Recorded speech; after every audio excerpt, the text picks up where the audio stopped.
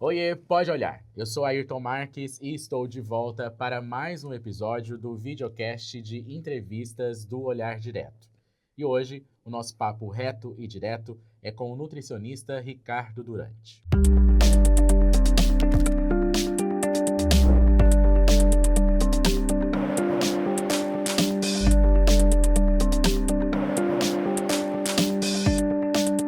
Está no ar mais uma edição do Pode Olhar.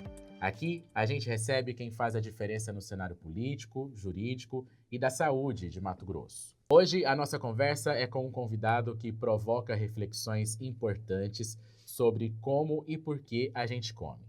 Especialista em comportamento alimentar e compulsão alimentar, o nutricionista Ricardo Durante usa as suas redes sociais para combater mitos, questionar padrões e, principalmente, humanizar a relação com a comida e o corpo.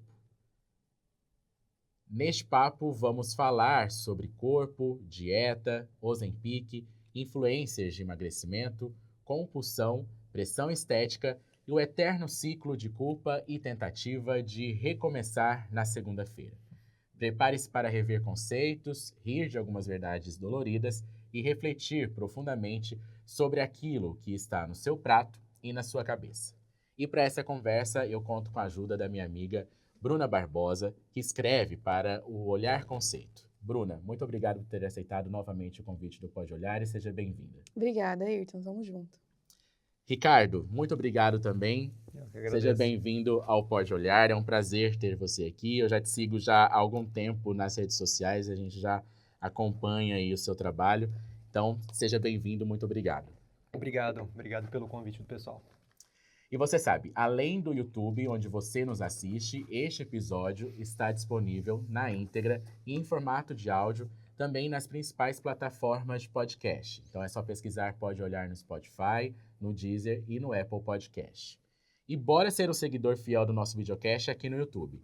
Então assine o nosso canal e ative o sininho para ser notificado a cada vez que um novo episódio for disponibilizado, lembrando que isso acontece toda quinta-feira.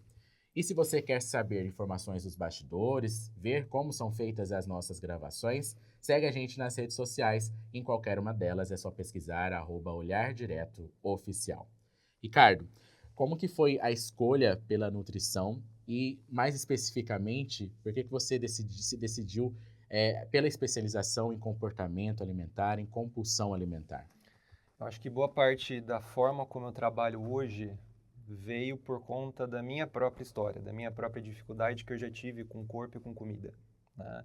A minha mãe, eu entendo hoje, né, que ela tinha ótimas intenções, mas ela era uma mãe, como talvez muitas mães hoje, que falavam assim, você tem que fazer dieta desde cedo, você tem que emagrecer. Então em casa não entrava nada de salgadinho, não entrava nada de bolacha, tudo que eu gostava não tinha, né? Então, tenho, na verdade, 2 primos, que coincidentemente eles eram magros, e os meus tios, esses pais desses meus primos, compravam tudo.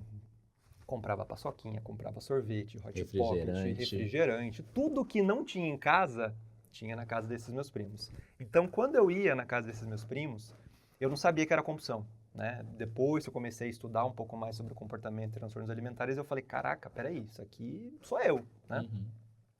Então, eu ia na casa desses meus primos, eu lembro que eu esperava não ter ninguém na cozinha, né? Então, geralmente a compulsão ela tem essa característica de acontecer às escondidas, né?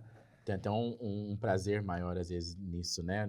Uma adrenalina de acaba estar sendo sendo uma escondido. forma de tentar se esconder de si mesmo, no final das contas. É uma vergonha muito grande que muitas pessoas que têm compulsão alimentar sentem, né? Então, o que acontecia? Eu trancava a porta da cozinha e esse meu tio específico, ele sempre comprava aqueles pacotes grandes de paçoquinha rolha.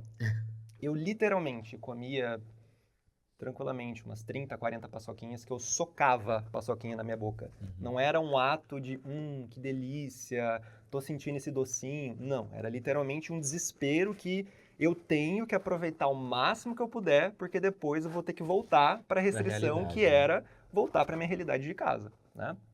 E isso acontecia, né? E quanto mais eu tinha esses episódios e quanto mais eu tentava emagrecer, mais eu engordava. né, paradoxalmente. Então, eu sempre vivi essa luta de tentar perder peso, de fazer várias dietas, já tomei vários remédios, na época sibutramina, quando estava super em alta, emagreci? Emagreci. Isso já ainda na adolescência. Na adolescência. Então, eu sempre lutei contra isso, né?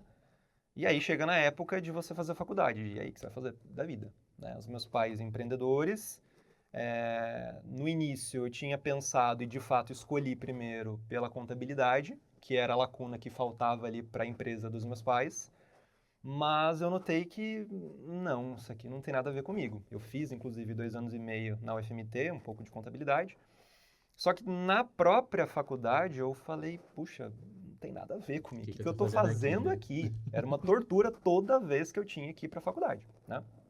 E aí eu decidi fazer nutrição, fiz aqui em Cuiabá mesmo. No início era aquela coisa de, nossa, eu quero me formar logo porque já estou para trás, vários amigos meus já tinham sido, já estavam formando, já estavam até atuando na área, e eu não, eu estava trabalhando ainda e tentando me formar com aquilo que eu achava que eu queria. E, de fato, que bom que eu escolhi pela essa área, né? A nutrição, no caso.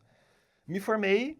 No início, eu nunca fui um nutricionista que passava dietas mirabolantes para os pacientes, mas sempre tinha essa coisa de, depois de um tempo, o paciente voltava com as mesmas queixas, com os mesmos problemas, reganhando o peso que ele conseguiu perder durante um tempo. Uma frustração também. Com uma frustração, com culpa, às vezes o paciente não volta porque acha que o problema está no próprio paciente, de pô, isso eu escutava muito de paciente, inclusive, pô, Ricardo, você passa uma dieta que é super ok, mas eu não consigo seguir essa dieta, porque tem festa junina, porque tem um monte de coisa acontecendo, então como é que eu vou comer, como é que eu vou seguir essa dieta, né? E faz sentido, né? Porque, e aí depois de estudar um pouco mais sobre comportamento alimentar, eu entendi que é um erro a gente limitar a nossa alimentação à caloria, à proteína, carboidrato, gordura, porque se você me traz sei lá, um chocolate agora aqui, é uma forma de carinho, é uma forma de, olha, eu tô te presenteando aqui pela presença, né? Se a gente vai numa festa junina e tem canjica, né? Esse tipo de comida faz sentido dentro dessa situação, né? E existe toda essa nutrição mais clássica, talvez, que acaba focando muito somente na parte nutricional. Que, para mim, eu acho um baita de um erro. Porque nós somos seres biopsicossociais. Ou seja, nós comemos não só para matar a nossa fome, né, para abastecer o nosso corpo, mas também por carinho, para socializar. Às vezes a gente come para ter dificuldade, por exemplo, de falar não. Então, se você me oferece um cappuccino, e vamos supor que eu não quero... não te conheço e aí eu não sei dizer não. Às vezes eu acabo tomando esse cappuccino não porque eu não quero, mas porque eu tenho medo, talvez, de ser rejeitado, alguma coisa do tipo, né? Então, existe toda uma camada muito mais complexa da nutrição, mais psicológica, que aí a ciência do comportamento alimentar estuda mais de uma forma bastante abrangente, né? Ricardo, e normalmente os pacientes que chegam até o seu consultório, que te procuram, eles chegam com que reclamações e com que desejos, normalmente? Bom, emagrecimento top 1. De qualquer forma, não tem Todo muito... mundo quer emagrecer um pouquinho? Assim, existe uma coisa do tipo, eu tô aqui, entendo que eu preciso primeiro olhar para minha relação com a comida e o emagrecimento pode vir como um plus, como uma consequência, né? Geralmente são pacientes que até me acompanham por mais tempo, né? Mas também chega muita gente que fala, olha, eu tô aqui porque eu tô frustrada ou frustrado, porque eu não atendo só mulheres, também homens. Já fiz trocentas dietas, eu sei o que eu tenho que fazer. Eu sei que uma maçã, nutricionalmente falando, é melhor do que um fast food. Mas eu escolho pelo fast food, né? Então, normalmente, as pessoas que me procuram são pessoas que já estão num ciclo de culpa, de frustração, de reganho de peso muito grande, de descontar muitas emoções na comida. Então, é o clássico, tive um dia difícil, tô estressada, vou passar ali no McDonald's para comer alguma coisa gostosa. Hoje eu conquistei alguma coisa no trabalho, acho que eu mereço. Exato, Uma pizza inteira. Exato. Então, é esse público que geralmente chega para mim. São pessoas que não conseguem seguir uma dieta, que sim, eles querem emagrecimento, eles querem ter uma relação mais tranquila com comida e também com o corpo. Ricardo, isso que você falou, diz a gente se recompensar com a comida, né? por um dia triste, um dia feliz, sempre uma recompensa. Fazer isso é sempre errado? Ter esse Ótima comportamento? pergunta. Eu costumo dizer que depende da frequência que isso acontece. Que, por exemplo, se todas as vezes que eu estou cansado, eu acabo comendo como uma recompensa, e se, por exemplo, meu trabalho, todo dia de noite eu estou cansado, Tô cansado. né? Imagino que vocês também. Eu sou Para uma pra pessoa pensar. cansada. Se todo dia que você está cansado, ou todas as vezes que você está diante do cansaço, você vai para pizza, ferrou. Então, eu costumo trabalhar com os pacientes o quê? Vamos pensar em reduzir a frequência desse comer emocional? Vamos tentar pensar em o que você pode colocar no lugar da comida para você também ter esse relaxamento? E se você, talvez, ao invés de comer uma pizza, tomar um banho mais relaxante, colocar uma vela de cheiro, colocar alguma música relaxante, né? Tocar violão, sei lá. Né? No meu Assistir uma caso, coisa. jogar algum jogo, tipo Dota, eu sou viciado em Dota, né? Então, cada pessoa vai ter o seu hobby, a forma como pode talvez ajudar a regular um pouco melhor essa emoção. Porque sim, e respondendo sua pergunta, é um problema quando você principalmente usa a comida para regular suas emoções. Que isso leva, assim, ao ganho de peso, pode prejudicar a parte de diabetes, hipertensão e por aí vai. Tá? E você costuma dizer também que a fome, ela nem sempre vem do estômago, né?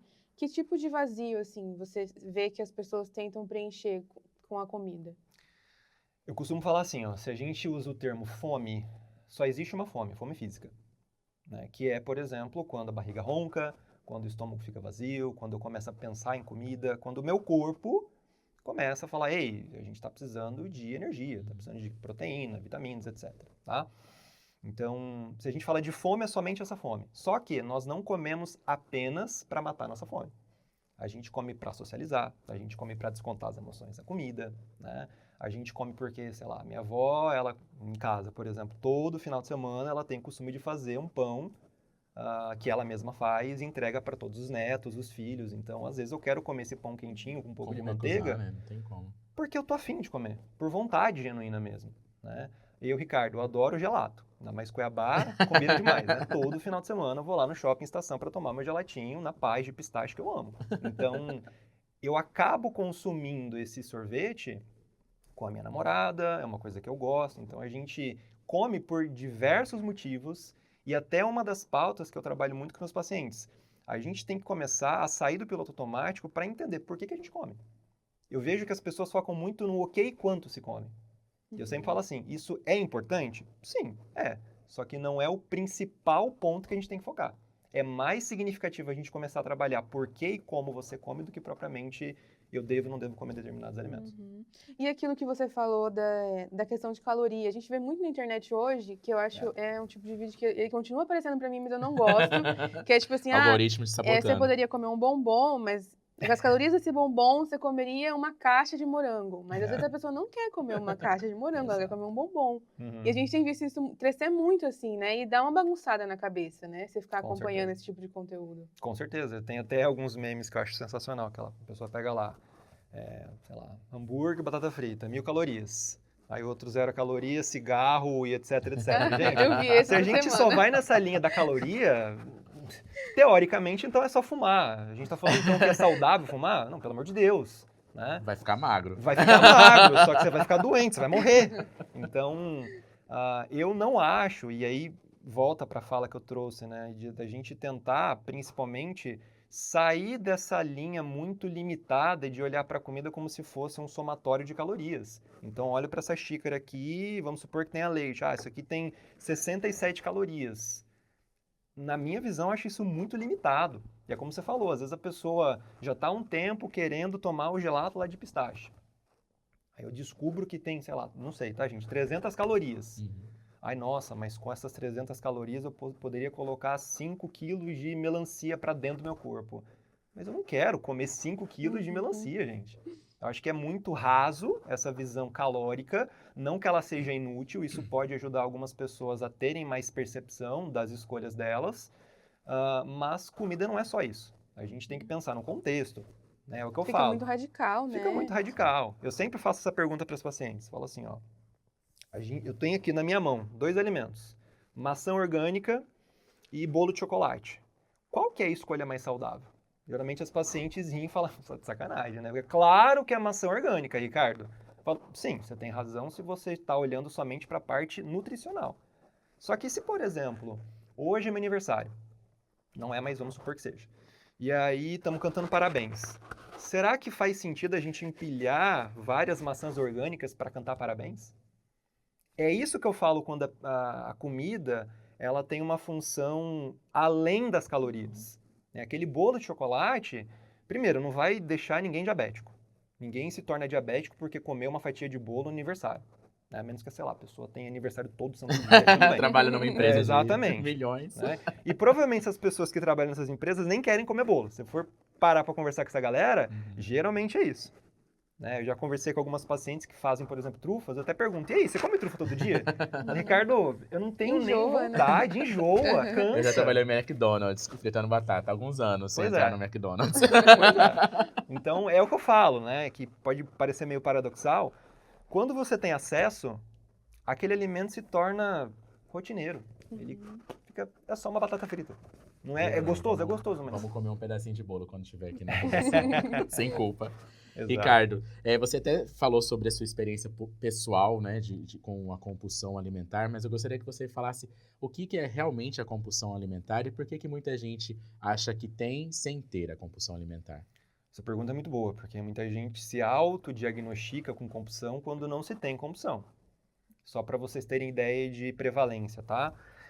Para cada 100 pessoas, 5 têm compulsão alimentar. Então, na população mundial, a gente tem uma prevalência de 5%, tá? Só que, de novo, se você perguntar para muita gente, você tem compulsão ou não? Geralmente as pessoas falam, não, tenho compulsão. Eu tenho à noite. Pois é, exato. Eu como uma caixa de bis, eu tive compulsão. Então, isso não é compulsão. A gente pode falar que você exagerou, beleza, tá? Mas compulsão, não. Então, o que é compulsão? A compulsão, ela é uma somatória de 3 critérios, segundo o DSM-5, que seria a bíblia da psiquiatria, tá? Primeiro critério, você precisa consumir um volume de comida muito grande. Só que a gente pensar em volume de comida muito grande é um pouco relativo. A gente tem que pensar então o quê? Se a gente compara pessoas da minha idade, do meu porte, se eu consumo muito além, isso é um dos critérios. Então, por exemplo, eu, Ricardo, tenho 33 anos. Quando eu como pizza, geralmente 2, 3, 4 fatias de pizza. Se o Ayrton come 4 fatias de pizza, tá? Significa que eu tive compulsão? Não. Se eu comer 8 pedaços de pizza, peraí, isso aqui já tá com cara de compulsão. Então, primeiro critério é isso, eu preciso comer muita comida. Segundo critério, e talvez o mais importante, existe uma total perda de controle quando a pessoa vai comer. Enquanto ela está comendo, a pessoa não consegue parar de comer. Então, se a pessoa fala assim, eu até poderia, ainda que eu não pare, você não está com cara de compulsão, tá? Então, essa perda de controle é um fator bem decisivo para a gente diagnosticar a pessoa que tem compulsão ou não. E terceiro, geralmente a compulsão ela traz um impacto muito negativo na parte de saúde mental.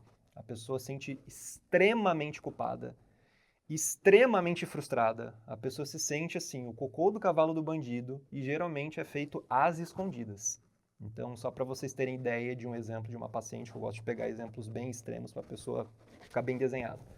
Essa paciente, ela é bancária, teve um dia que ela, do trajeto, do estacionamento do banco até a casa dela, ela já foi pensando em tudo que ela ia comer.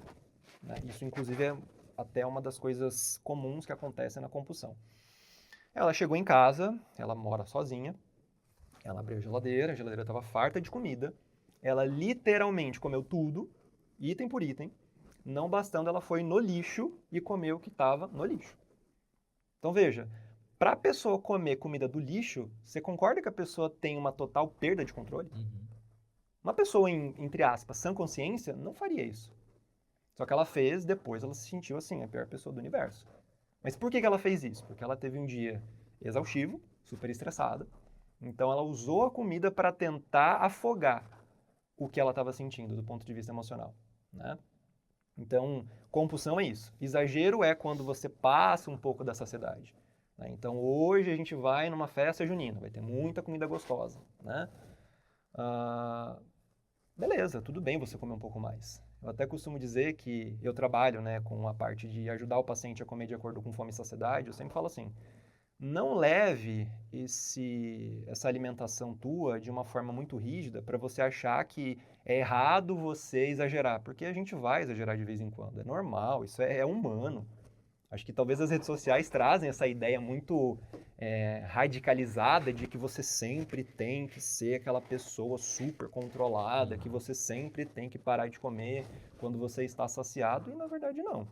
Acho que tem uma meta de vida melhor, né? Não pode cair, se auto-sabotar, né? Que eles falam muito, né? Ricardo, e qual que é a diferença, assim, entre ter uma dificuldade com a comida, com essa relação de se alimentar e desenvolver um transtorno alimentar? A partir de que momento que esse problema vira um transtorno? Eu acho que a diferença está em nível de sofrimento, especificamente. Claro que quando a gente fala de transtorno alimentar, a gente tem que falar de alguns critérios diagnósticos, né? A gente tem, principalmente, a compulsão como sendo o principal transtorno alimentar mais comum. Depois vem bulimia, anorexia, ortorexia nervosa, que hoje não é ainda classificado como um transtorno alimentar, mas provavelmente futuramente será. O que é? Ortorexia nervosa é uma obsessão por comer saudável. Então, é aquela pessoa que, inclusive esse foi o meu transtorno alimentar, quando eu estava na faculdade. Eu, assim, não comia nada que tinha óleo. Zero. Ah, mas a gente vai aqui na lanchonete e vai ter um pastel. Não comia. Eu passava fome porque eu não queria contaminar o meu corpo. E existe uma fala muito grande, que é muito comum no TikTok, Instagram, de comida limpa e comida suja. Isso tem um pezinho ali na ortorexia nervosa, né? Então, alimento tem que ser tudo orgânico. Não pode ser nada que tenha agrotóxico, porque sei lá o que, vai ferrar com o corpo, vai engordar.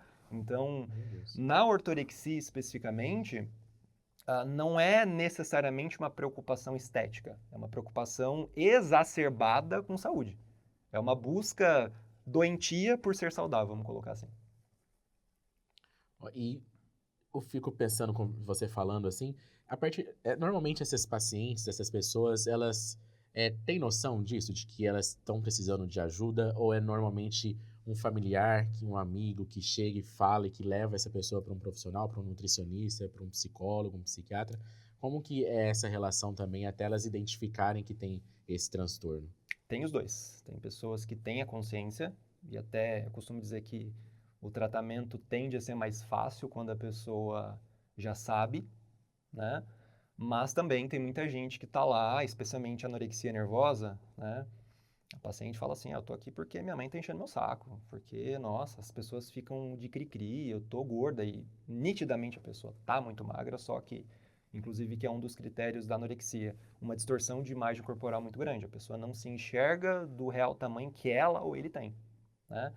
Então, tem gente que tá lá que assim, eu tô aqui porque minha mãe, meu namorado tá enchendo meu saco, eu não aguento mais isso aqui, né? E a pessoa não quer se tratar, na verdade. E é muito mais difícil, claro, você ajudar quem não quer ser ajudado, né? Mas também tem muita gente que às vezes chega para mim, por exemplo, e fala assim, puxa, Ricardo, você fez aquele post lá sobre diferença de compulsão e exagero, puta, me identifiquei, como é que eu trato isso aqui? Então, sim, chega os dois públicos ali. Tem umas pessoas que têm a consciência e tem pessoas que não têm. E normalmente o tratamento é com nutricionista e com psicólogo, ou só com nutricionista a pessoa consegue ter uma melhora em relação a isso? Se a gente fala de tratamento de transtornos alimentares, o ideal, num cenário perfeito, é bom que tenha 3 profissionais. O psicólogo, o nutricionista e o psiquiatra. Tá? Em caso de necessidade de medicação. Exato. Porque o psiquiatra, falando de transtornos alimentares, tá?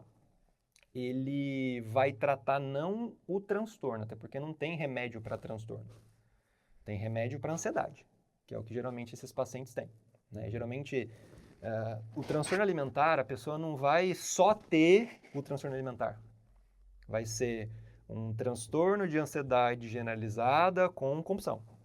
A pessoa vai ter anorexia nervosa com depressão. A pessoa vai ter bulimia com borderline ou bipolaridade, por exemplo. Então, o psiquiatra vai dar os medicamentos para tratar as comorbidades desse paciente. O psicólogo vai ajudar a trabalhar tudo, especificamente que envolva a vida da pessoa, né? Dando ferramentas para, por exemplo, regulação emocional, etc. E o nutricionista, que é mais a minha alçada, a gente vai tratar e olhar para a relação que a pessoa tem com comida e também com o corpo. Ricardo, existe algum alimento que realmente é vilão de uma alimentação saudável? E eu gostaria que você falasse da onde que surge, né, de tempos em tempos, um novo vilão. Por que que a partir de onde, do que um alimento, de uma hora para outra, às vezes vira um vilão numa dieta saudável, ou então o alimento que vai salvar a vida de todas as pessoas? Não existe alimento vilão, depende para quem. Então, por exemplo, vamos supor que você tenha alergia ao amendoim. Então, quando você come amendoim, sua traqueia começa a fechar, você começa a ter asfixia, tá? Para você, o amendoim é vilão. Para mim, que eu não tenho isso, não é vilão.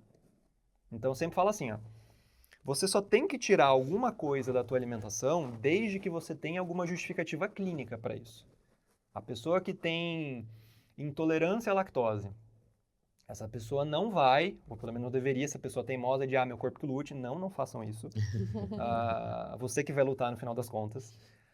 É bom, é importante, é necessário que você procure optar por leite derivado sem lactose, ou tomar a enzima da forma correta, quando você for consumir um molho branco, queijo, leite, etc. Tá? Então, somente em casos de questões clínicas, que de fato algum alimento pode ser vilão. Uma pessoa que tem doença celíaca, que é uma doença autoimune, essa pessoa não vai poder comer nada que tenha glúten. Ponto. Só que qual que é o problema? E aí já pegando a segunda pergunta que você falou.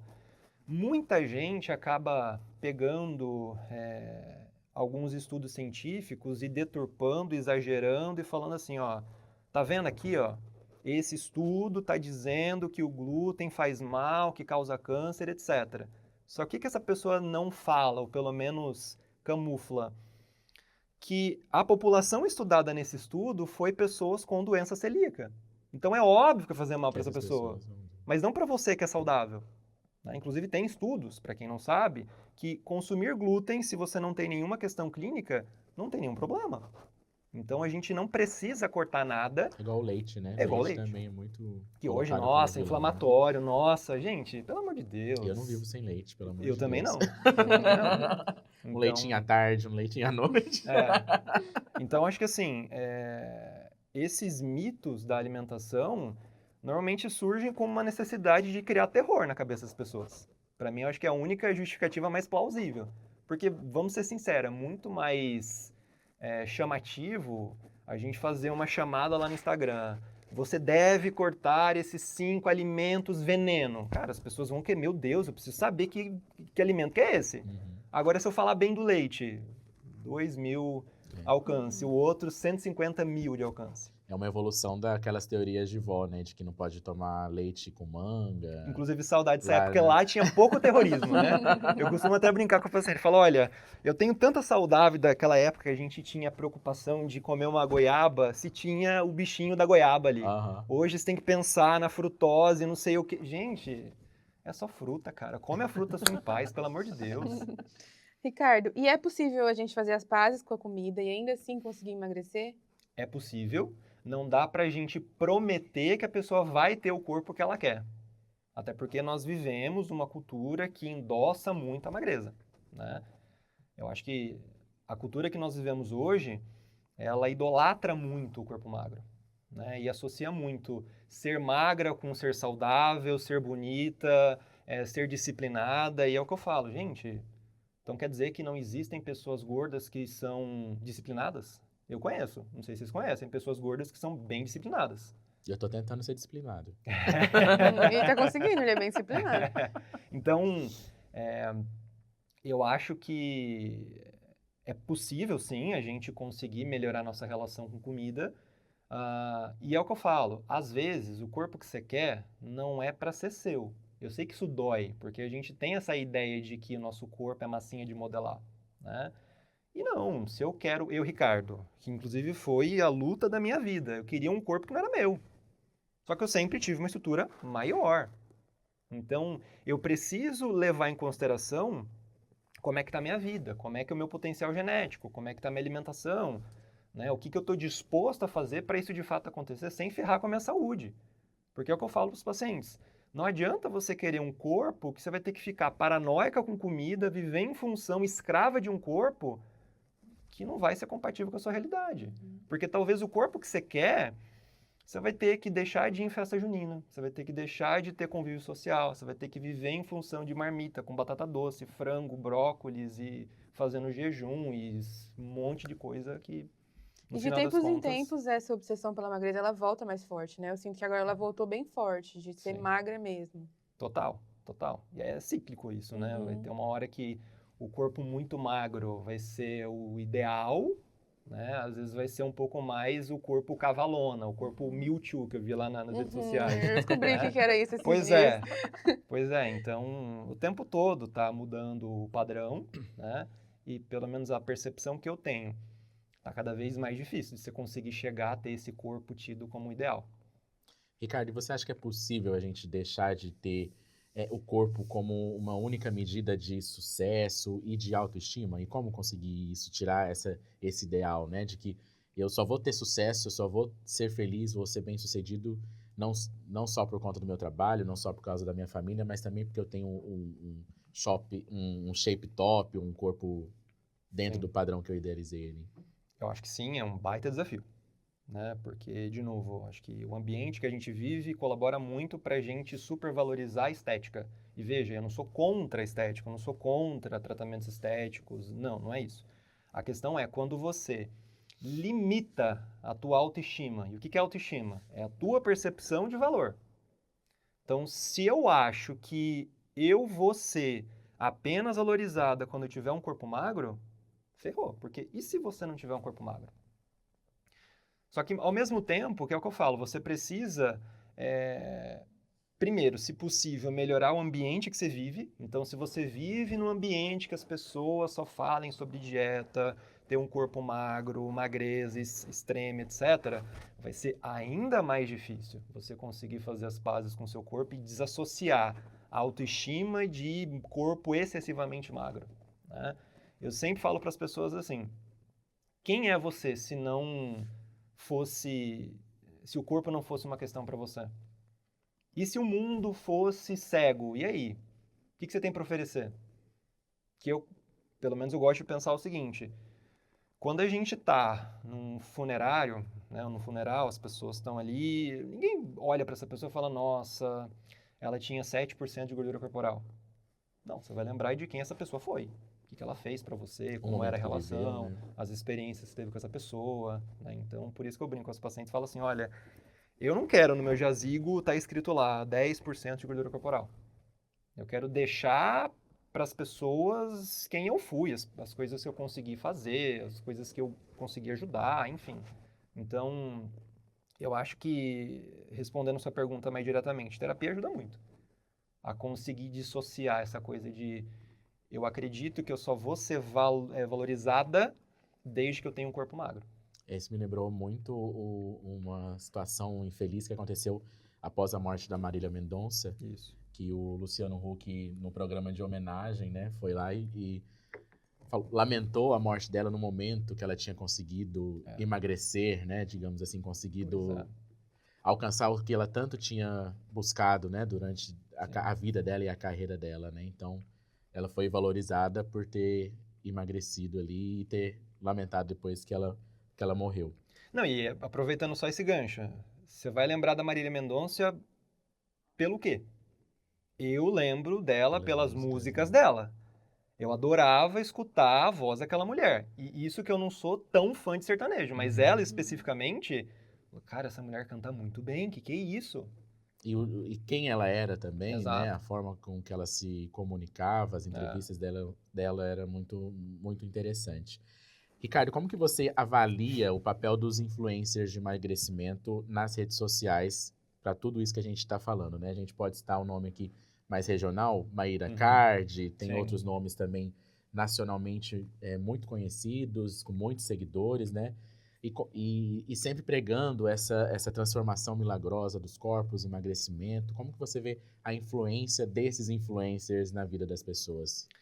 Eu já tive uma visão muito romântica, talvez, de falar assim, essas pessoas têm que mudar. Hoje acho que eu tenho uma visão mais pessimista, de falar, cara, vai continuar essa merda mesmo. É isso. Eu A gente acho tem que adaptar, se acostumar e driblar isso, né? hoje eu tenho a seguinte visão. A pessoa, que usa a rede social, você precisa aprender a usar a rede social. Porque eu não tenho uma esperança de que essas pessoas vão parar de falar groselha. Não vai parar. Vai continuar do jeito que é, as pessoas vão continuar vendendo milagres. E também, no final das contas, é um mercado que se retroalimenta, porque essas pessoas falam que as outras pessoas, os compradores, querem escutar. Quem que não quer escutar, por exemplo, pô, se você tomar essa aguinha aqui ungida, você vai emagrecer 10 quilos. É só fazer um Pix de R$1.000, alguma coisa do tipo. Pô, eu também quero essa coisa aí, dá essa água, pelo amor de Deus. Então, no final das contas, eu sempre recomendo para as pessoas o quê? Faz um detox das suas redes sociais, ou seja, vai lá, as pessoas que você segue, perfil por perfil. Primeiro, por que você está seguindo essa pessoa? Esse tipo de conteúdo que você recebe te agrega mesmo? Te faz bem, psicologicamente falando? Ou você vive se comparando, se achando a pior pessoa do universo porque a Virgínia já acordou 5 horas da manhã, já meditou, já ganhou 50 milhões de reais, na já cama. cuidou de 3 filhas, já levou para hipismo e você tá na cama com bafo. Cara, você sente um merda. Sim. Eu acho que, no final das contas, a minha visão é o quê? A coisa mais problemática das redes sociais é a comparação. Porque as pessoas que estão lá, elas não vão postar que estão com bafo, por exemplo, quando elas acordam. Ninguém vai postar na rede social que furou o pneu do carro e aí, puta, que saco, velho. Não, você A vai... gente escolhe, né, o que publica. Exato, e a gente faz isso. Eu não tô dizendo que tá errado isso. Não, não, não. As pessoas que usam as redes sociais que precisam ter essa consciência de que, pô, mas peraí, essa pessoa tem esse corpo... Será? Acho que as pessoas têm que ter mais um senso crítico. De olhar para esse tipo de conteúdo e falar, cara, será mesmo que essa gominha que essa pessoa tá me vendendo vai realmente ser tão bom assim? Será que é só a gominha que essa pessoa usa? O que a pessoa será que faz além dessa tal gominha ou essa dieta e etc para ter esse corpo? Então, eu particularmente eu costumo recomendar para as pessoas desenvolverem mais esse senso crítico, de criticar e assim questionar o tempo todo. Será mesmo? E cercar de corpos, né, e de pessoas que têm uma realidade parecida ou possível para você, né? Isso é muito real, porque às vezes a gente começa ali a rodar a rede social e aí você começa a ver corpos que não tem nada a ver com o seu e você começa a querer se chegar ali, né? Ricardo, um outro assunto e um outro tema que tem gerado polêmica e comentários nas redes sociais é em relação àquelas canetas injetáveis, né, para emagrecimento, Sim. como a Ozempic, como o Mounjaro. Na sua avaliação, há exageros ou isso pode ser uma ferramenta legítima em alguns casos para alguns pacientes para realmente emagrecer? E em que casos elas são mais indicadas? Bom, essas canetinhas, né, a tirzepatida, que é o Mounjaro, semaglutida, Ozempic, o Wegovy, elas parecem de fato estar revolucionando tratamentos que são, e eu acho que vão continuar sendo desafiadores, como por exemplo a obesidade. Tá? Esses remédios, essas canetas, elas foram desenvolvidas para tratar obesidade e diabetes. Aí eu pergunto para vocês, será que todo mundo que está tomando Mounjaro, Ozempic e Wegovy tem esse diagnóstico? Eu acho que não. Acho que a maioria. Entendi. E é claro, as empresas lá, a Nordisk, se não me engano, do Ozempic, ela sabe disso, que o remédio, a canetinha, foi desenvolvida para um público X. Só que, e aí é o chuntômetro meu, tá? Eu acredito que de 10% a 20% no máximo dos consumidores tenham de fato uma justificativa clínica para usar esse remédio. Então eu particularmente não tenho nada contra quem usa Mounjaro, Ozempic, não. Eu sempre falo assim, você precisa primeiro olhar o quê? Será que você de fato tem justificativa clínica para usar esse remédio? Porque muita gente usa magra para perder 3 quilinhos. Não, aí tá errado. Tá completamente errado. E por que tá errado? Primeiro, é um tratamento especificamente caro. E eu sei, gente, cada um faz com que tem o dinheiro seu, você faz o que você quiser, tá tudo certo. Tá? Não tô aqui para ficar cagando regra, não. O problema é que a chance dessa pessoa reganhar peso é muito grande. Ou para ela começar a entrar nesse ciclo de dietas e começar, talvez lá na frente, se a pessoa tem predisposição para ter um transtorno alimentar, pode acontecer. E Às se for vezes- pensar, acho que é a mesma coisa que acontecia quando teve esse boom dos remédios de emagrecer, né? A pessoa tomava, emagrecia, aí ela parava, ela tinha uma fase de compulsão, Sim. voltava a comer, aí depois tomava de novo. E eu já vi na internet também pessoas que fizeram tratamento com essas canetas e para, engorda e volta, faz de novo. Sim. E deve ter algum risco também de você ficar... Não tem como você tomar para sempre, eu acho, né? Exato. Aí que tá o ponto, né? A gente não tem estudos de longuíssimo prazo mostrando a eficácia e segurança, né? Pode ser que seja, pode ser que sim, só que primeiro, a gente não tem nem tempo suficiente para ter esses estudos, né? O que nós temos hoje é que sim, parece ser bastante seguro o uso desses medicamentos, só que a gente tem que pensar sempre no quê? Primeiro, será que o paciente vai ter condição financeira para bancar isso? Porque, gente, é caro demais. Não é só a caneta, é mais a consulta lá com o endócrino, mais com o nutricionista, mais com o psicólogo quando é necessário. Então, é um tratamento bastante oneroso financeiramente falando para as pessoas conseguirem bancar. Né? Em Cuiabá, há uma discussão e um projeto até mesmo em tramitação na Câmara, é um projeto do prefeito Abílio, de distribuição desses medicamentos, dessas canetas, na rede pública de saúde. Então, distribuição de graça para os cuiabanos. Senhor, como que o senhor analisa isso? Isso pode ser um risco também? E além de ser um custo para o município, né? Como que você avalia isso? É complexo isso, porque se a gente pega, por exemplo, quanto que custa para o sistema tratar pessoas com obesidade, é bastante oneroso. Então, ao mesmo tempo, eu não me oponho contra isso, mas, particularmente, eu não tenho muita opinião de que isso aqui deve ser melhor. Porque, querendo ou não, quem que vai pagar? Nós, pagadores de impostos, né? Então, será que compensa? Não sei, porque eu nunca vi números específicos, né? Eu acho que se é uma coisa que a pessoa tem, primeiro, justificativa clínica, então ter obesidade, ter diabetes, se a pessoa faz acompanhamento também com outros profissionais para mudar comportamento, porque isso que é o mais decisivo. Eu sempre falo isso para todo mundo que pensa em usar essas canetas. O remédio não vai mudar comportamento. O remédio vai tirar sua fome. Ou pelo menos vai reduzir essa fome. Só que não vai te ensinar como não descontar suas emoções da comida. Isso quem vai te ajudar? Nutricionista. Ou um bom psicólogo. Né? Você não vai aprender, por exemplo, a ter uma boa organização tomando Monjaro. Então, você precisa pensar sempre no quê? Como é que está a tua base da tua alimentação, de exercício físico, como é que está o seu sono. Enquanto a gente não olhar e melhorar essa base... É o mesmo para quem faz cirurgia bariátrica. Exato, né? exatamente. Você faz a cirurgia, perde ali 20, 30 quilos, mas se você não mudar a mentalidade, né, não resolve. Você engorda e você perde saúde, Com muita certeza. saúde, né? Então, acho que assim, se tiver essa melhora também na base, aí eu sou super a favor. Desde que, claro, seja financeiramente falando viável para todo mundo. Ricardo, você acha que existe uma linha tênue entre aceitar o corpo e romantizar a obesidade? Aí eu posso citar que sempre chega para mim os conteúdos da Thaís Carla. E ela é sempre apontada como alguém que está romantizando a obesidade. Só que ela só mostra a vida dela e ela é uma mulher gorda vivendo. Como que a gente faz para equilibrar isso, assim? E no caso da Thaís Carla, eu acho que agora ela fez... Foi ela que fez cirurgia, fez bariátrica. Sim. Sabe o que eu vejo? Eu vejo muita hipocrisia. Sinceramente. Muitos influencers aí que levantavam a bandeira da obesidade estão fazendo bariátrica, tomando Monjaro e etc. Eu até vejo que algumas poucas influencers que eu sigo, gordas, que falam assim, cara, eu tô me sentindo muito sozinha nesse universo aqui que tá todo só mundo. Eu, né? Tá ficando só eu, cara. Só eu que tô levantando a bandeira, então... O que eu vejo no final das contas? Muito dessa galera fez isso para ganhar dinheiro. E ganhou muito dinheiro mesmo. Então, eu sou super sim a favor das pessoas cuidarem do corpo da forma mais saudável possível, né? De sim, fazer exercício físico, sim, a gente precisa, todo mundo precisa, né?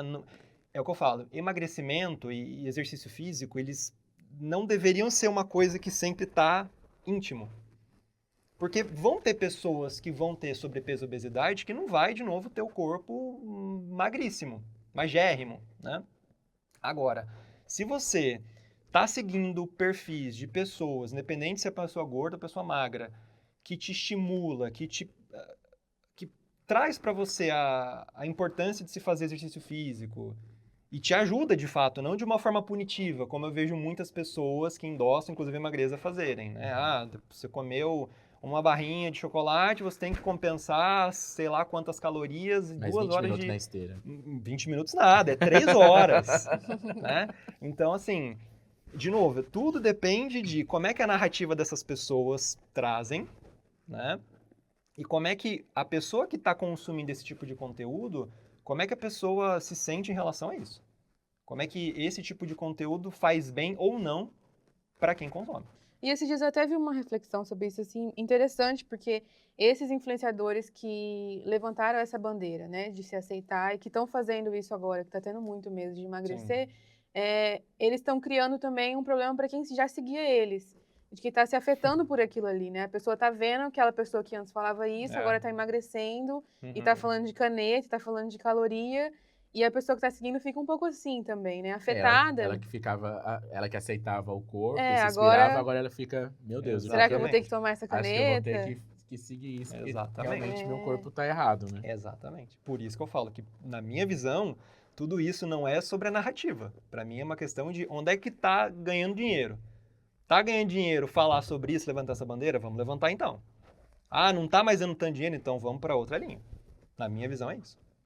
Ricardo, e como que a gente tem falado aí de seguir dieta, de manter uma rotina de exercícios físicos, mas infelizmente a nossa sociedade, o nosso país, nem todo mundo consegue isso, né? Nem todo mundo, infelizmente, consegue ir numa consulta com um nutricionista, nem todo mundo consegue fazer as compras dos alimentos que normalmente o nutricionista passa ali no plano alimentar. Eu mesmo, desde janeiro, eu estou fazendo um plano alimentar. Meu Deus, é muito caro, né? Claro. Comprar esses alimentos, assim.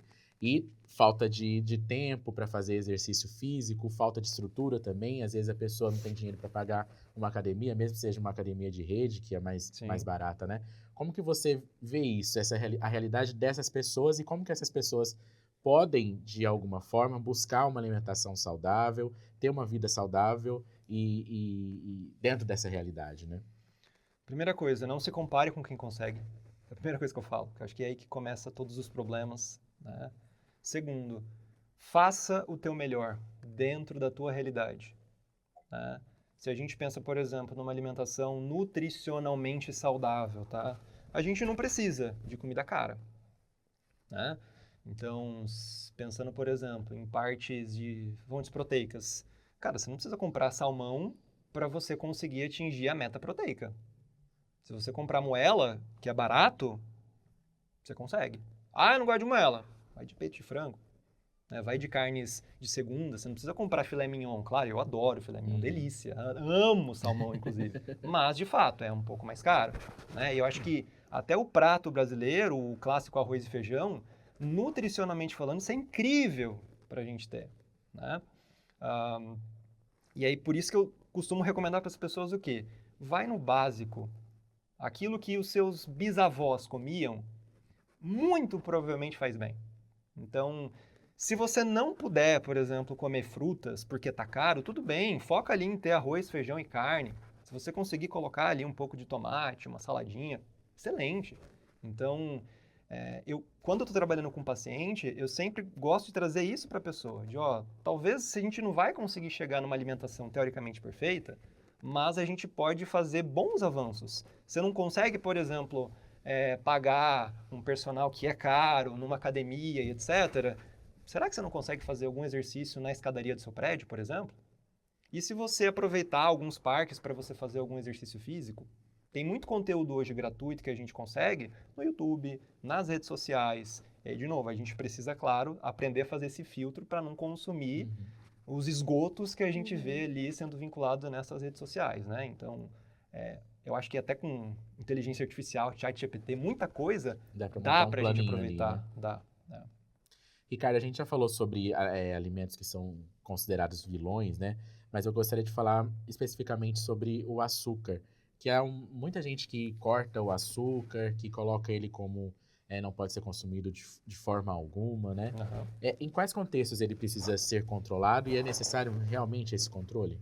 Olha, eu gosto de pensar que quem tem que fazer esse controle são os políticos. Infelizmente, não estão fazendo nada em termos nutricionais ali pra gente, né? O que a gente sabe hoje é que o consumo de alimentos ultraprocessados, que geralmente terão mais açúcar, sim, é um problema, ponto, tá? Agora, a gente tem que tomar muito cuidado para não demonizar o açúcar especificamente. Porque é o que eu falo. Se você vou lá na gelateria tomar meu gelatinho em paz, né? Será que esse açúcar que vai ter nesse gelato vai me tornar diabético? Não. Primeiro porque eu tenho uma alimentação rotineiramente muito boa. Faço exercício físico. Consumo esse doce de forma pontual. Se eu vou nessa narrativa de dizer que açúcar é veneno, que não pode, que engorda, que dá diabetes, depende de uma série de fatores. Então, consumir excessivamente açúcar, sim, é um problema. É por isso que eu digo que se as políticas públicas hoje, de alguma maneira, na minha visão, aumentasse, por exemplo, o imposto desses alimentos processados, muito provavelmente nosso consumo de açúcar reduziria. Refrigerantes, etc., reduziriam também. Só que, claro, a gente tem que entrar em questões muito mais complexas para isso de fato mudar, né? Então, eu sempre penso que o açúcar, a depender da situação, ele pode caber muito bem. Eu costumo até dizer algo polêmico que é: o bolo de chocolate do seu aniversário ele é muito saudável. Ele é mais saudável do que a maçã orgânica. Porque nesse contexto, faz sentido. É diferente de, todo dia, porque eu tô cansado, porque eu tô estressada, vou lá, dou várias colheradas de bolo e etc. Esse tipo de contexto, desse consumo desse açúcar, por conta dos seus porquês de querer comer, é aí que tá o problema. Por isso que eu sempre bato muito nessa tecla. O problema não tá no que você come, e sim no porquê e como você está comendo. No último ano, a gente viu muito forte na indústria a comercialização e a distribuição de refrigerante zero, né? Sem açúcar. Sim. E aí a gente vê também alguns nutricionistas ponderando, falando que pode consumir. Tem gente que fala que até que é melhor consumir um refrigerante sem açúcar do que um suco, não sei o quê. Sim. O que é de real e de onde que vem isso também, esse fomento, essa massificação do refrigerante sem açúcar? Vamos lá, se a gente pega de novo esses posts de Instagram que pega ali e fala, é melhor você consumir Coca Zero ou refrigerante zero do que você tomar um suco de laranja natural. De novo, é uma visão muito limitada, porque está olhando só para a parte calórica. Caloricamente falando, sim, teoricamente é melhor eu tomar o refrigerante zero, né? Só que no suco de laranja vai ter uma quantidade tão grande de vitaminas, de compostos bioquímicos que fazem super bem para o seu corpo. Então, de novo, dá para a gente limitar somente na parte calórica? Não. Tá? Agora, quando a gente pega as revisões sistemáticas, o que os estudos científicos mostram para a gente sobre consumo seguro de adoçantes, a gente tem um grau grande de evidência mostrando que o consumo de adoçantes é bem seguro para consumo humano. Tá? E eu sempre costumo trazer para os pacientes assim, você está diante de coca tradicional com açúcar e a zero. Se você toma às cegas, ou seja, você não sabe qual que é, se você prefere ou para você tanto faz o sabor da zero, vai na zero que é melhor. Você vai estar, é uma técnica de você ir reduzindo aos pouquinhos seu consumo de açúcar via refrigerante, por exemplo. Às vezes eu me pego assim, não, eu gosto de refrigerante. Sim. Então, de perder o controle também, quando eu tomo refrigerante zero. Sim. Não, e assim, um tá detalhe. Tudo bem, eu tô tomando um refrigerante zero, tá tudo tranquilo. E eu acho que assim, é válido também eu falar o seguinte, eu sim, Ricardo, prefiro refrigerante zero. Não tô dizendo para você deixar de beber água para tomar refrigerante. Acho que é tudo uma questão de bom senso. Né? Tem gente que escuta, então o Ricardo, nutricionista, falando que é melhor tomar o refrigerante zero. Nutricionalmente falando e pensando em reduzir o consumo de açúcar, sim. Só que isso não significa que você não tenha que beber água. Inclusive, bebam água. Nada substitui. Exato. Ricardo, e tem muita gente que fica traumatizada, assim, com o atendimento de nutricionista, Claro. que reforçam algumas pressões, dietas restritivas. ou um plano que não vai fazer sentido com a realidade, né? E até pessoas gordas mesmo, quando vão em busca desse tipo de atendimento, às vezes é um trauma que pega. Você acha que esse problema ele surge na formação acadêmica ou é uma pressão da carreira? Por que a pessoa às vezes vai por esse caminho? Eu acho que, pelo menos na faculdade, tá? A gente não tem esse tipo de questionamento. Por exemplo, na minha faculdade, em nenhum momento falaram assim, olha, gente, no consultório de vocês vão chegar pessoas gordas e magras. Vocês já pararam para pensar qual cadeira vocês vão comprar? Porque se eu compro, por exemplo, uma cadeira desse aqui, uma pessoa gorda ou muito gorda não vai conseguir caber. Qual que é a mensagem que eu estou passando para essa pessoa? Você não é bem-vindo aqui. Então, por exemplo, quando eu fui comprar as minhas poltronas, eu fiz questão de comprar poltronas que minimamente sejam mais contemplativas, né? Então, não é tão discutido isso, pelo menos na minha formação, não sei como é que está hoje nas faculdades, né? É um tema que acho que muitas pessoas não pensam sobre isso, e eu acho que sim, se a gente está querendo ajudar as pessoas, independente do tamanho, independente do peso, a gente precisa pensar muito nisso. Né? Academia, por exemplo, que para muitas pessoas gordas é um ambiente bastante hostil. Né? Eu não vejo nenhum sentido. Aquela galera que fala assim, você é gorda, você deveria estar fazendo musculação. Só que a pessoa gorda vai lá numa Smart Fit da vida.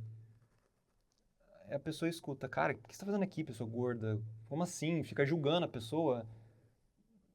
Cara, melhore. Só melhore. O mínimo é a pessoa minimamente ajudar, acolher, trazer um olhar mais acho que um olhar mais humanizado. Ela é criticada por ser gorda e por buscar não faz o menor sentido. Né? E até aproveitando, por exemplo, as canetinhas, muitas pessoas gordas acabam até sentindo culpadas por estarem emagrecendo usando as canetas. Eu falo, gente, você não precisa se sentir culpada por conta disso. Né? Você está usando com acompanhamento. Você está usando com acompanhamento, certo, você está fazendo tudo certinho, está tudo bem. Não tem nada de errado que você está fazendo. Né? Então, não é tão abordado na faculdade, não é um assunto assim tão pensado. Eu acho, né, pelo menos pegando na minha formação até hoje, eu acho que teve uma leve melhora, mas ainda assim eu acho que a gente precisa ter um olhar mais humanizado, especialmente para as pessoas gordas. Porque muitas pessoas chegam ali no nutricionista, eu escutei isso demais. Ricardo, você foi o único nutricionista que me escutou. Eu falo, puxa, cara, que triste. Eu fico feliz, claro, mas ao mesmo tempo eu fico preocupado e eu já escutei muita coisa que eu falo, gente, é sério que esse profissional falou isso pra você? Foi desse jeito que você foi tratada? Né?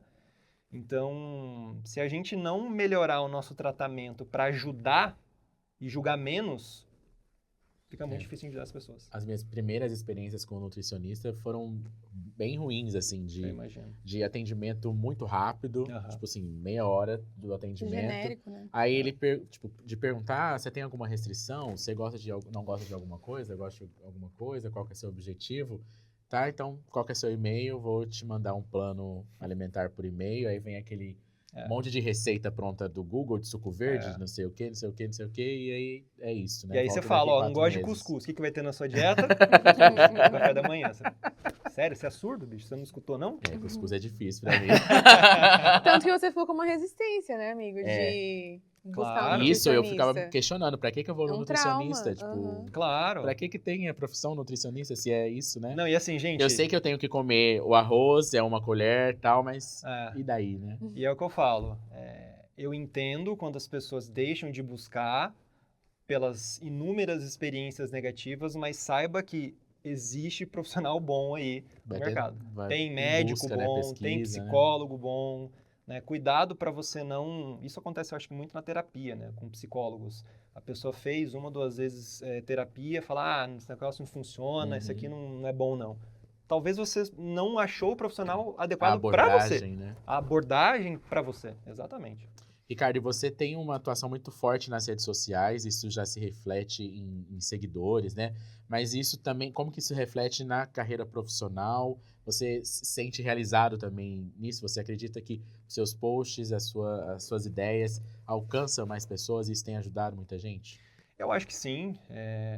Acho que Claro que não é onde eu quero chegar, eu quero muito mais. Ao mesmo tempo, eu entendo que a minha narrativa não é uma narrativa tão sedutora, tão milagrosa como muitas pessoas acabam trazendo, né? Sim, estou feliz com os resultados que eu tenho. Eu acho que, de alguma maneira, eu estou conseguindo cumprir com o meu propósito de ajudar as pessoas a terem liberdade e autonomia envolvendo a alimentação. Eu acho que, pelo menos a nutrição que eu acredito, não é uma nutrição que vai te fazer ficar paranoica com comida, com corpo, e sim uma nutrição que te traga leveza, autonomia e liberdade para você viver bem, viver em paz. Aí tem um dos últimos posts sobre o whey, os melhores whey, gostei bastante. Que eu comprei um de pistache, meu Deus. É bom ou não? Horrível, depois eu te falo a marca. Tá. Mas comprei achando que eu ia arrasar, mas um gosto de adoçante, Já assim, tentou muito vender pra forte. redação Já tentei inteira vender esse pra whey. todo mundo. Depois eu te passo a marca, vai que você gosta. Que é caro também, né? Mas tem eu acho que eu uns sei qual que é, baratos. mas tudo bem. Tá. Ótimo, Ricardo. Infelizmente a gente já chegou ao final do nosso episódio. Eu agradeço muito a sua disponibilidade para vir aqui conversar com os espectadores do Pode Olhar. Foi uma conversa muito enriquecedora, né, Bruna? Foi muito legal. Como disse, já te acompanho já há algum tempo nas redes sociais. E é sempre muito bom a gente ter visões diferentes, né? Fora Claro. dessa coisa que às vezes pressiona a gente, tira a gente do ideal. Muito obrigado. A gente está sempre à disposição também. E com certeza a gente terá outra oportunidade para vir aqui conversar com nossos espectadores. Até uma próxima. Obrigado pelo convite mais uma vez. Quem quiser trazer alguma questão, se alguém tiver alguma dúvida ou quiser até buscar algum tratamento especializado, eu atendo online. Meu Instagram é @NutriRicardoDurante. E mais uma vez, obrigado aqui pelo convite de vocês. Foi um prazer. Ótimo. Bruna, muito obrigado, viu? Mais uma vez aí me ajudando aqui no Pode Olhar. E até uma próxima. Até, eu que agradeço. E você acompanha a repercussão deste episódio no nosso portal, que é o olhardireto.com.br. E segue a gente também nas redes sociais, em qualquer uma delas é @olhardiretoOficial. Eu volto na próxima semana com mais um papo reto e direto. Tchau, tchau.